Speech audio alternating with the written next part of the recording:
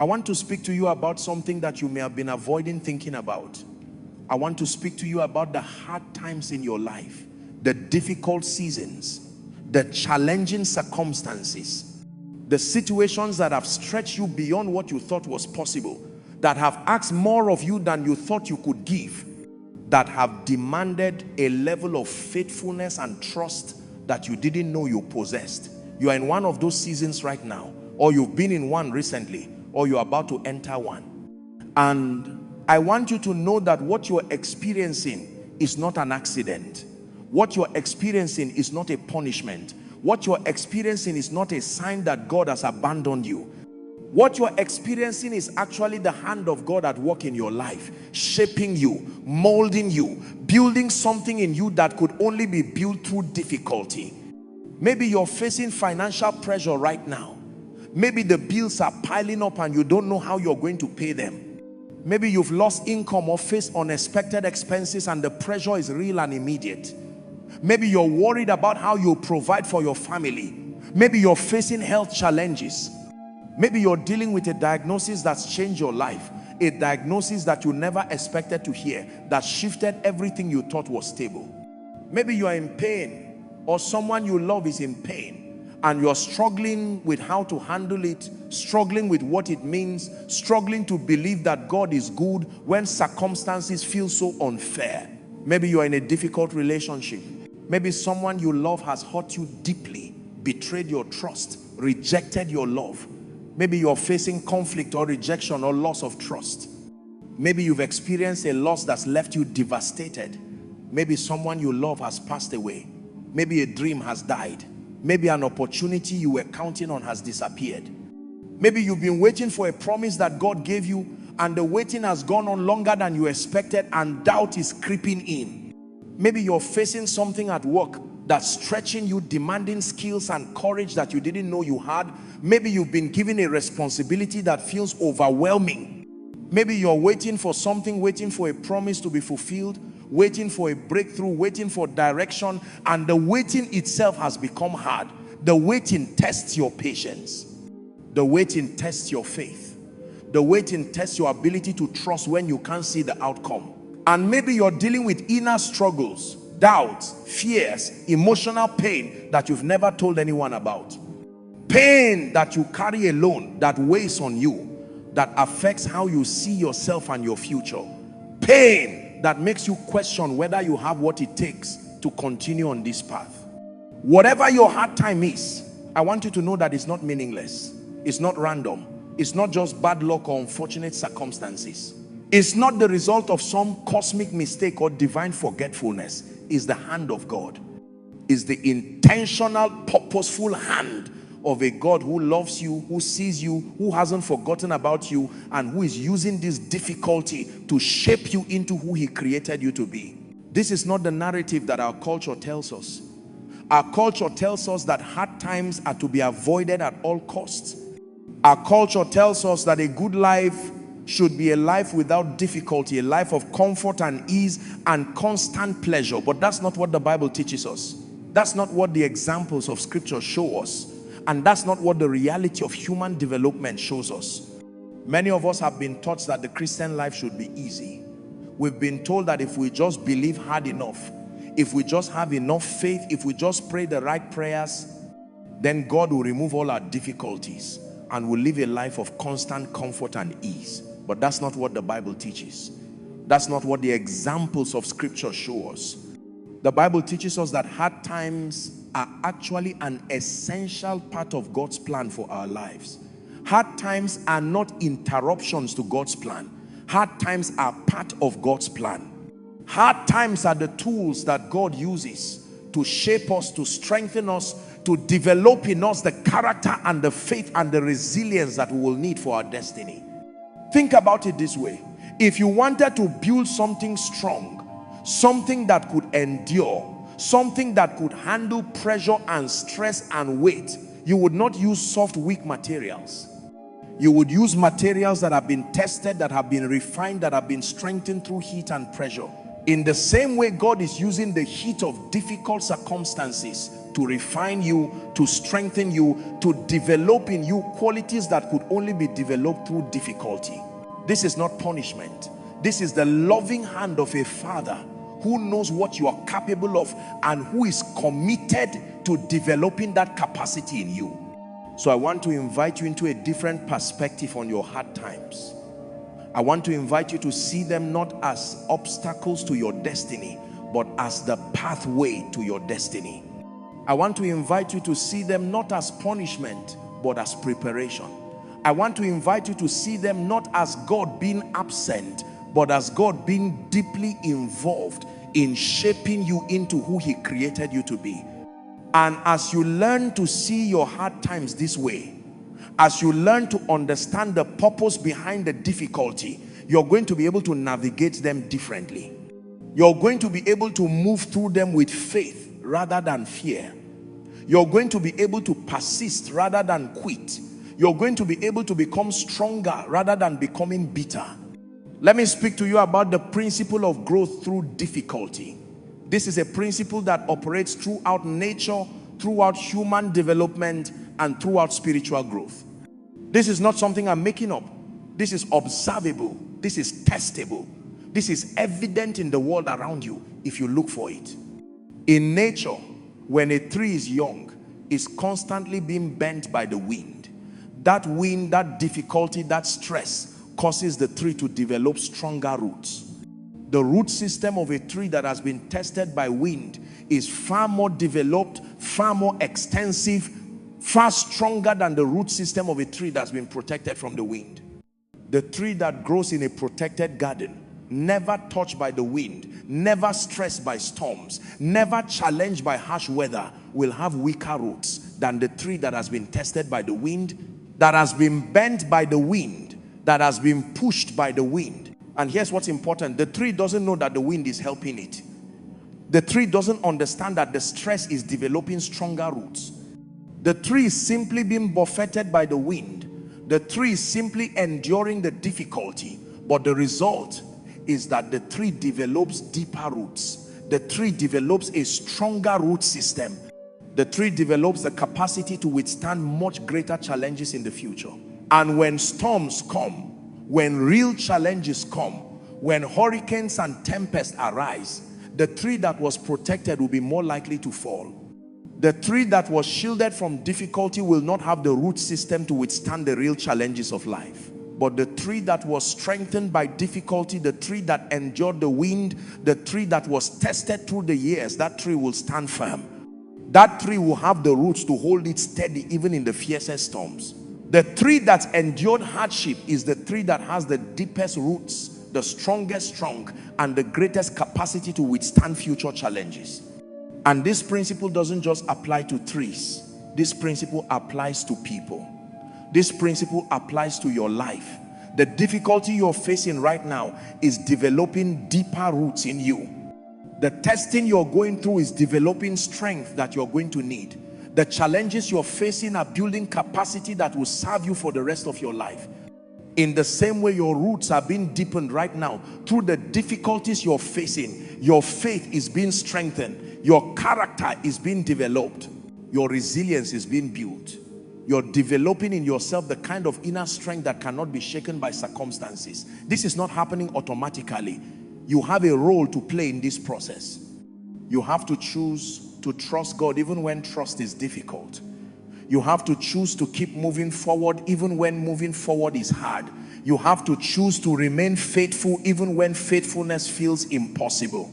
You have to choose not to run away from the difficulty, but to run toward God within the difficulty. But here's the beautiful thing. As you make these choices, as you choose to trust and move forward and remain faithful, you're not just enduring the difficulty. You're not just surviving. You're actually being transformed. You're actually becoming someone new. You're actually being shaped into the person God called you to be. The difficulty is not just something you're going through. The difficulty is something that's going through you, refining you, developing you, strengthening you. The difficulty is not your enemy. The difficulty is your teacher. The difficulty is the classroom in which you are learning the deepest lessons of your life. And those lessons once learned will serve you for the rest of your life. Now let me take you to scripture, because everything we're discussing is grounded in the word of God. From Romans 5:3-4, the Apostle Paul writes, and not only that, but we also glory in our sufferings, because we know that suffering produces perseverance, perseverance character, and character hope. Paul is making a profound statement here. Paul is saying that we can actually rejoice in our sufferings, not because suffering is good in itself, not because pain is something to celebrate, but because of what suffering produces when it's navigated with faith. Suffering produces perseverance, perseverance produces character, character produces hope. This is a progression, this is a process. One thing leads to the next. Think about it. You cannot develop perseverance without something that requires perseverance. Perseverance is the ability to keep going when you want to quit. Perseverance is the capacity to continue even when the path is hard. Perseverance is developed only through facing situations that test your ability to persist. In the same way, you cannot develop character without facing situations that demand character. Character is built through making right choices when wrong choices will be easier. Character is developed through staying faithful when faithlessness will be more comfortable. And you cannot develop hope without having walked through valleys where hope is the only thing that sustains you. So when Paul says that suffering produces perseverance, and perseverance produces character, and character produces hope, he's describing a progression that moves you toward becoming a whole, complete, mature person. Your suffering is not pointless. Your suffering is producing something in you. Your suffering is producing perseverance, which is producing character, which is producing hope. And hope is the thing that anchors your entire life. Hope is what enables you to face anything. Hope is what sustains you through the darkest nights. And you cannot have the kind of hope that Paul is talking about without having walked through suffering. From James 1:2-4, James writes, consider it pure joy, my brothers and sisters, whenever you face trials of many kinds, because you know that the testing of your faith produces perseverance. Let perseverance finish its work so that you may be mature and complete, not lacking anything. James is saying something similar to Paul. James is saying that trials test your faith, and the testing of your faith produces perseverance. And perseverance is allowed to finish its work so that you can become mature and complete. Notice the word mature. Maturity is not something you attain just by living longer. Maturity is not something that comes automatically with age. Maturity is something that's developed through facing challenges, through being tested, through persisting, through difficulty. A person who has never faced difficulty cannot be mature. A person who has lived a life of ease, who has never had their faith tested, who has never faced real challenges, cannot have the kind of depth that maturity brings. But a person who has walked through valleys, who has faced challenges and persisted through them, who has seen their faith tested and remained faithful, that person develops a maturity that is solid, that is real, that is unshakable. That person has wisdom that comes from experience. That person has strength that comes from persistence. That person has faith that is not theoretical, but is lived, practiced, proven. And James says that when perseverance finishes its work, the result is that you're mature and complete, not lacking anything. This suggests that the process of being tested, of persisting through difficulty, of allowing perseverance to do its work, this produces a wholeness, a completeness, a lack of nothing essential. You're not left with gaps in your character. You're not left with weaknesses that would undermine your life. Instead, you become complete. You become whole. You become someone who has what it takes to handle life with grace and strength. From Hebrews 12:7, the author writes, endure hardship as discipline. God is treating you as his children. For what children are not disciplined by their father? The word discipline here doesn't mean punishment in a negative sense. Discipline means training. God is training you. A loving father trains his children. A loving father doesn't leave his children untrained and unprepared for life. A loving father trains them, sometimes through difficulty, so that they can handle life and handle it well. From 1 Peter 1 to 6 to 7, Peter writes, in all this you greatly rejoice, though now for a little while you may have had to suffer grief in all kinds of trials. These have come so that the proven genuineness of your faith, of greater worth than gold, which perishes even though refined by fire, may result in praise, glory, and honor when Jesus Christ is revealed. Peter is using the metaphor of gold being refined by fire. When you refine gold, you put it in the fire. The fire burns away all the impurities. The gold is heated to an extremely high temperature, but the gold doesn't get destroyed by the fire. Instead, the gold is purified. The heat burns away everything that doesn't belong. What remains is pure gold. Gold that's more valuable than it was before the refining process. Gold that's proven to be genuine. In the same way, your faith is being refined by the fire of difficulty. The heat of your circumstances is burning away things that don't belong in your life. The pressure is revealing what's genuine in your faith and what's not. The testing is showing you what's real and what's just surface level. And when this refining process is complete, what remains is pure faith, proven faith, authentic faith, faith that has been tested and found to be genuine. And Peter says that this genuine faith is of greater worth than gold, which perishes even though refined by fire. Think about that. Your faith, refined through difficulty, is worth more than physical gold. Gold is temporary.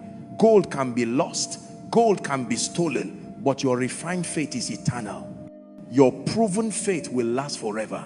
Your genuine faith is something that cannot be taken from you. And this is what the trials are producing in your life. This is what the heat and the pressure are creating. They are creating faith that's valuable, that's real, that's proven, that's genuine. And Peter says that the result of this is that when Jesus returns, your faith will result in praise, glory, and honor. Your endurance through difficulty, your faithfulness through trials, your persistence in believing. Even when belief is hard, this will receive praise from God. This will result in glory. This will bring honor. Your perseverance through hard times is not meaningless. It's not unnoticed. It's not unappreciated. It's building something in you and about you that will be recognized and honored when Jesus is revealed. From 2 Corinthians 12 to 7 to 10, Paul writes about his struggle. Paul says, therefore, in order to keep me from becoming conceited, I was given a thorn in my flesh, a messenger of Satan, to torment me. 3 times I pleaded with the Lord to take it away from me. But he said to me, my grace is sufficient for you, for my power is made perfect in weakness. Therefore, I will boast all the more gladly about my weaknesses, so that Christ's power may rest on me. That is why, for Christ's sake, I delight in weaknesses, in insults, in hardships, in persecutions, in difficulties. For when I am weak, then I am strong. Paul had something difficult in his life, something he called a thorn in his flesh. Paul begged God to remove it, but God didn't remove it. Instead, God said, my grace is sufficient for you, for my power is made perfect in weakness. What an interesting statement. God's power is made perfect in weakness. This means that when you are weak, when you are at the end of your own resources, when you can't rely on your own strength, that's when God's power becomes perfect in your life. That's when God's power is most evident. That's when God's power can work without being hindered by your pride or your self-reliance. And then Paul says something remarkable. Paul says, therefore I will boast all the more gladly about my weaknesses, so that Christ's power may rest on me. Paul is saying that he actually delights in his weaknesses, because he knows that his weaknesses create space for God's strength. Paul is saying that he's come to see his difficulties not as reasons to despair, but as reasons to rejoice, because he knows that God's power is working in those difficult situations. From the life of Joseph in Genesis, we see a profound example of how hard times shape us. Joseph was favored by his father, but then he was betrayed by his brothers and sold into slavery. He was taken to Egypt. where he worked in Potiphar's house. He was treated well, but then he was falsely accused and thrown into prison. For years, Joseph was in prison. And it would have been easy for him to become bitter, to lose hope, to question God. But Joseph maintained his integrity. Joseph continued to trust God even in difficult circumstances. And eventually God elevated Joseph. God made Joseph the ruler of Egypt. And Joseph was able to save his family during a famine. But here's the key. Joseph could not have been the ruler of Egypt if he had not gone through the prison. Joseph could not have been the leader that Egypt needed if he had not been tested and refined through difficulty. The hard times were not obstacles to Joseph's destiny. The hard times were the pathway to Joseph's destiny. The hard times were how God prepared Joseph to do the work that he was called to do. From the life of David, we see another example. David was anointed to be king while he was still a young shepherd, but then he had to flee for his life because King Saul was trying to kill him. David was hunted. David was pursued. David was driven into caves and wilderness places. For years, David waited. For years, David faced difficulty and danger. But those years in the wilderness were not wasted years.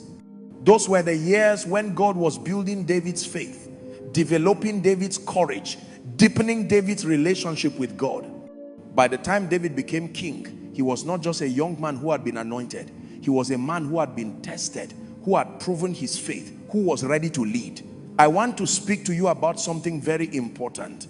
I want to speak to you about the choice that's before you in this season of difficulty. This is not a passive situation where things happen to you and you're just a victim of circumstances. This is an active situation where you have agency, you have power, you have choice. The circumstances may not be under your control, but your response to the circumstances is under your control. And your response will determine the outcome. You have a choice. You can use this difficulty to become bitter, or you can use this difficulty to become better. You can look at what you're going through and decide that it's unfair, that is wrong, that it shouldn't be happening, and you can allow bitterness to take root in your heart.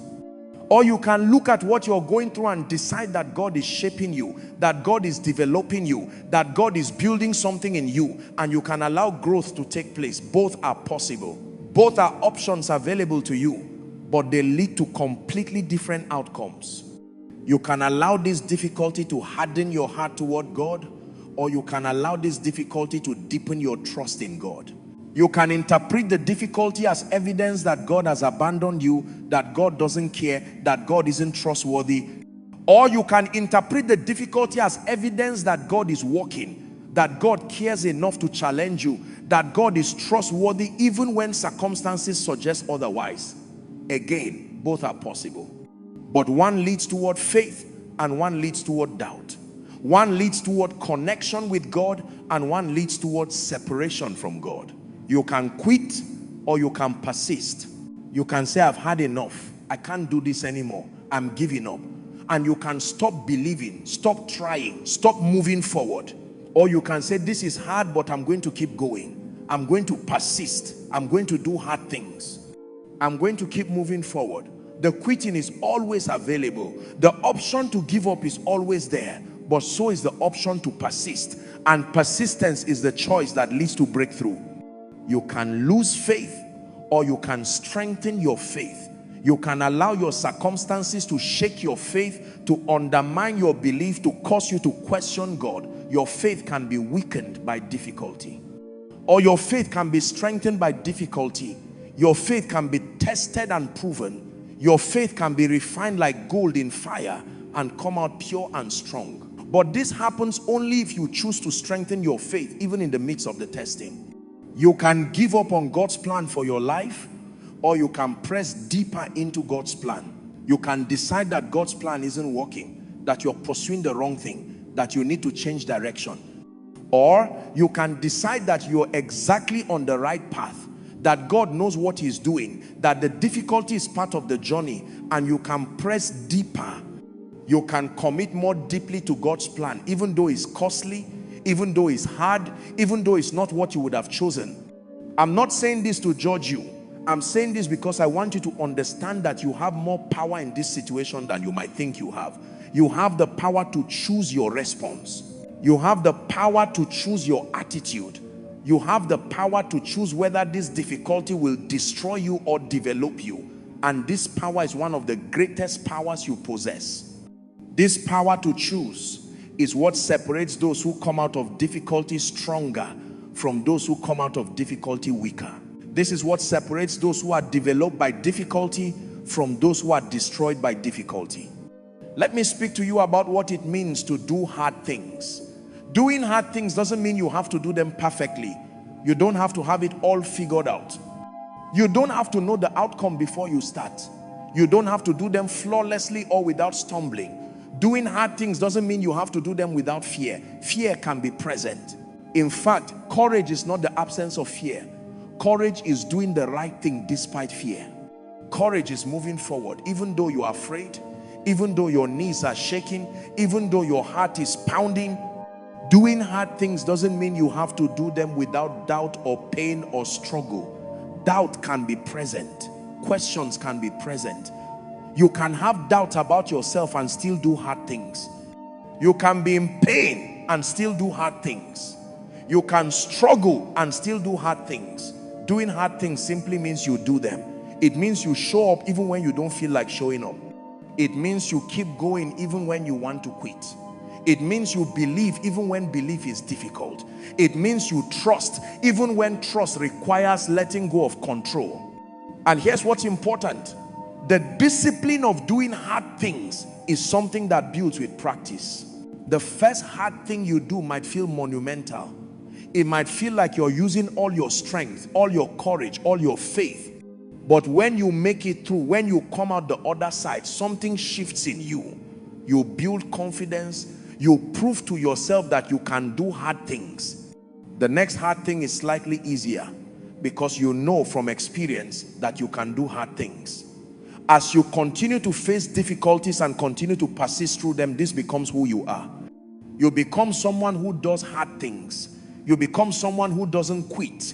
You become someone who has faith that God will bring you through. You become someone who knows from experience that you can handle more than you thought you could handle. I want to speak specifically about the practices that help you actually do hard things. First, you need to have clarity about your why. Why are you doing this hard thing? What's the deeper purpose? Are you doing it because God called you to it? Are you doing it because it aligns with your values?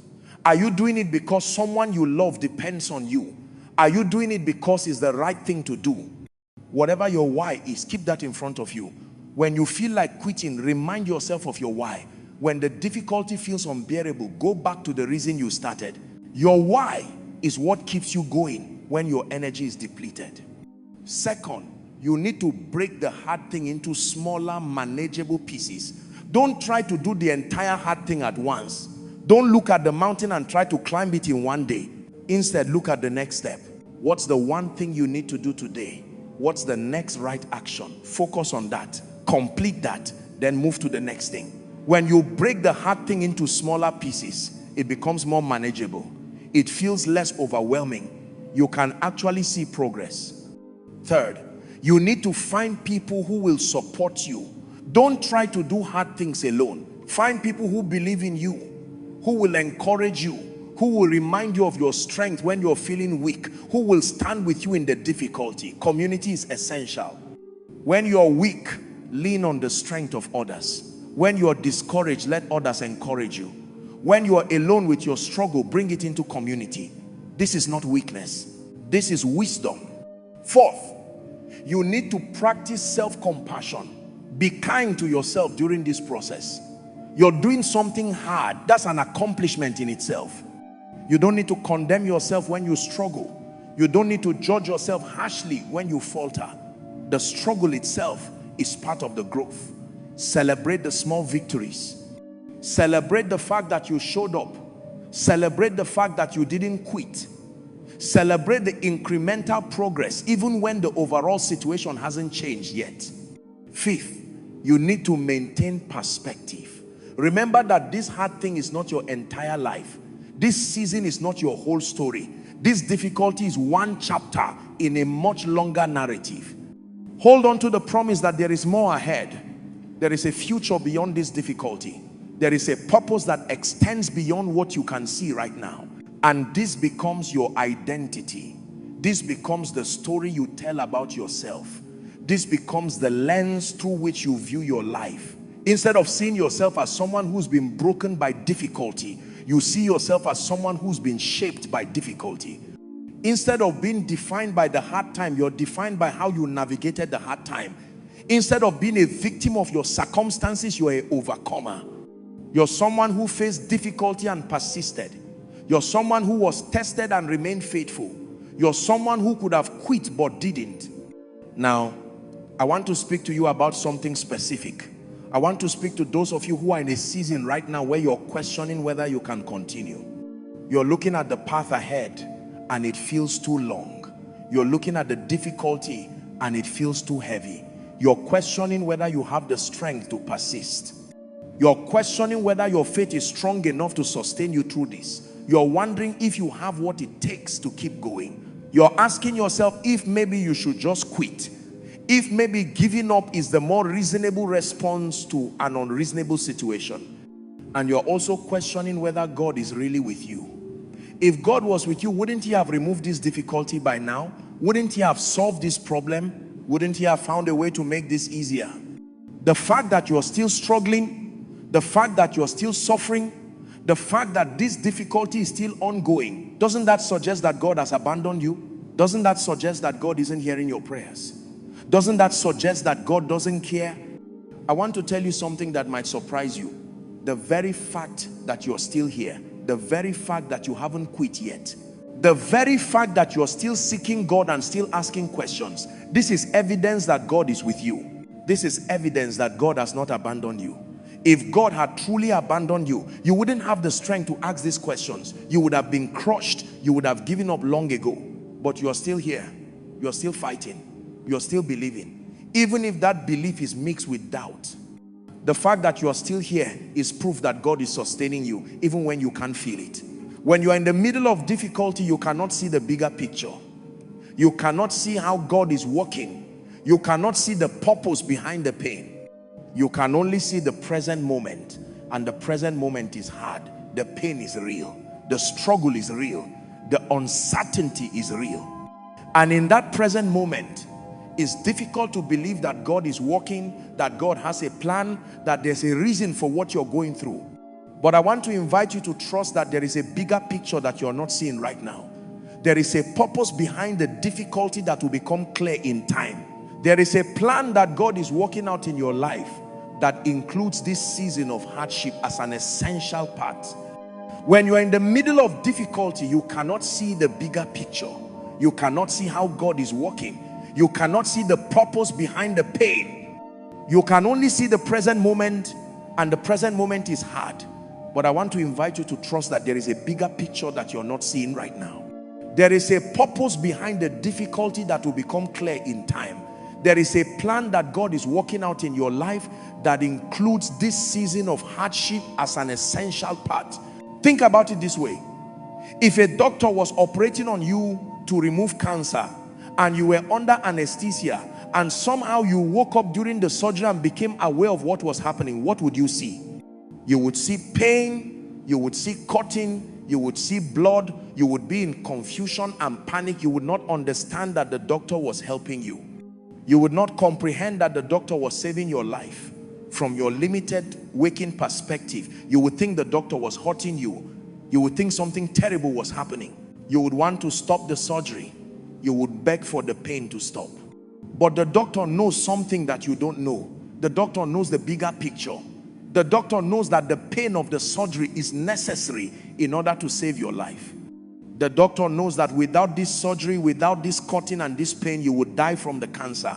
The doctor knows that the temporary pain of the surgery is necessary to prevent permanent death. The doctor would continue with the surgery despite your panic and fear, because the doctor is committed to saving your life, and the doctor knows that only the surgery can do that. In exactly the same way, God knows the bigger picture of your life. God sees what you cannot see. God understands what you cannot understand. God knows that the difficulty you're facing is necessary in order to shape you, to develop you, to prepare you for your destiny. God knows that without this difficulty, without this stretching and this testing, you would miss out on becoming who God created you to be. God knows that the temporary pain of difficulty is necessary to prevent permanent spiritual stagnation. And God will allow the difficulty to continue, not because God enjoys your pain, but because God is committed to your growth. And God knows that only the difficulty can produce that growth. I want to speak to you about the power of perspective. The way you view your difficult circumstances will determine how you navigate them. If you view your hard times as punishment, you feel condemned and you lose hope. If you view your hard times as obstacles that are keeping you from your destiny, you feel frustrated and angry. If you view your hard times as meaningless suffering and bad luck, you feel despair. But if you view your hard times as the pathway to your destiny, if you view them as the tools that God is using to shape you, if you view them as an opportunity to develop faith that is deep and real and unshakable, then everything changes. Your response to the difficulty changes. Your attitude toward the difficulty changes. Your entire experience of the difficulty is transformed. This doesn't mean the difficulty becomes easy. It doesn't mean the pain goes away. But it means the difficulty has meaning. It means the pain is producing something. It means you can see beyond the present moment to what God is building in your life. And when you can see the purpose, when you can see the reason, when you can understand the bigger picture, even if only partially, you can endure almost anything. You can persist through almost any difficulty. You can maintain faith through almost any trial. The shift from seeing difficulty as meaningless punishment to seeing it as meaningful development is transformative. It's the difference between despair and hope. It's the difference between giving up and persisting. It's the difference between being destroyed by difficulty and being developed by difficulty. And this shift doesn't happen automatically. You have to choose it. You have to actively choose to reframe your difficulty. You have to deliberately shift your perspective. You have to intentionally look for the purpose and the growth, even in the midst of the pain. I want to speak to you about the power of perspective.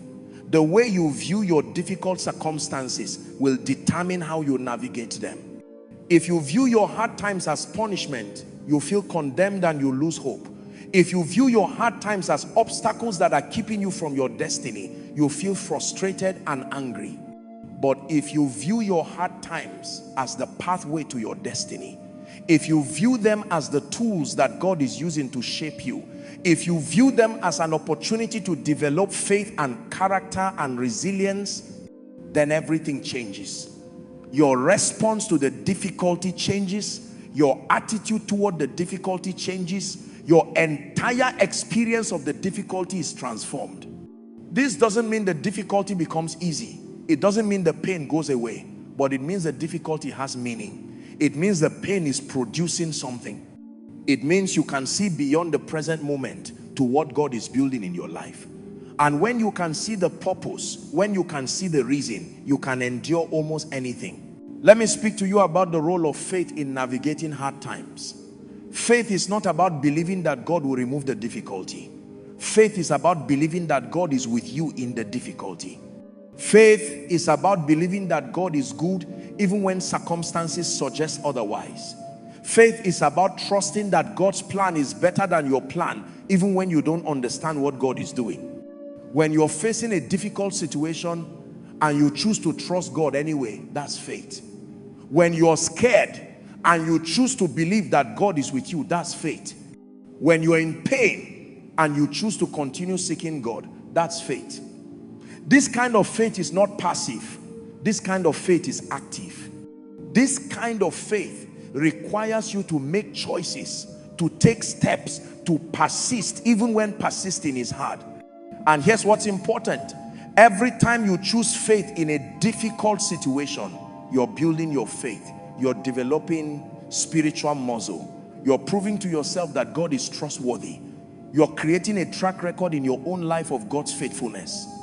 And the next time difficulty comes, and difficulty will come, you have that track record to lean on. You remember that God came through before. You remember that you made it through before. And you have confidence that you can make it through again.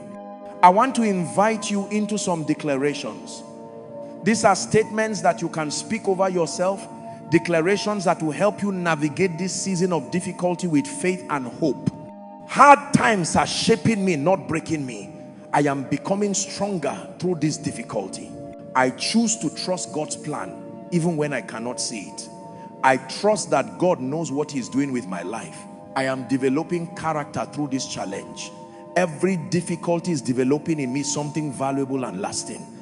I'm not alone in this struggle. God is with me, and God is using this difficulty to develop faith in me. I will not quit.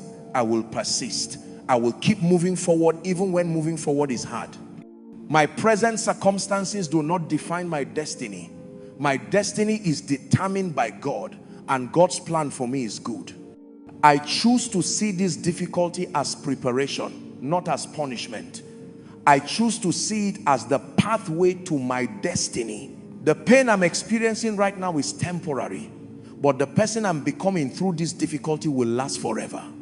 I'm developing resilience, faith, and character that will serve me for the rest of my life. God is working in ways I cannot see right now. And one day I will understand why this difficulty was necessary.